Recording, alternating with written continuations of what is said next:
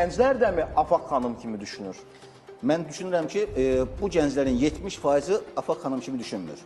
Bu gəncləri səsləndirin, deyin, ali təhsil müəssisəsində oxuduğunuz ixtisas üzrə sizi həqiqətən də əmək bazarına hazırlayan bir kadr kimi yetişdirib ali təhsil müəssisəsi, mən deyirəm ki, sizə rahat bir şəkildə deyirəm, 70% yox deyəcək. Baxın, bugün mühəndislik ixtisasları var, çox üzr istəyirəm, çox üzr istəyirəm. Bugün mühəndislik ixtisasları var, mühəndislik ixtisaslarını bitirən gənclərimizin əksəriyyəti demək olar ki, əmək bazarına qoşula bilmir. Baxın, biz Qarabağ Universitetinə getdik, Qarabağ Universitetində tibb ixtisası açılıb, keçən il açılıb, bir ildir.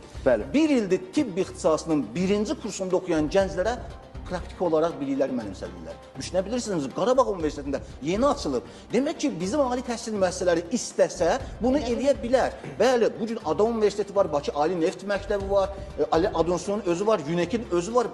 Bugün həqiqətən də çox gözəl təhsil verir gənclərimizə. Bu bir mənalı olaraq belədir. Amma ali təhsil müəssisələrimizin neçə faizi belədir? Yəni, başa düşə bilirsinizmi? Burada ciddi problem ali təhsil müəssisəsinin üzərindədir. Pedaqoji Universiteti və Qızlar Universitetinin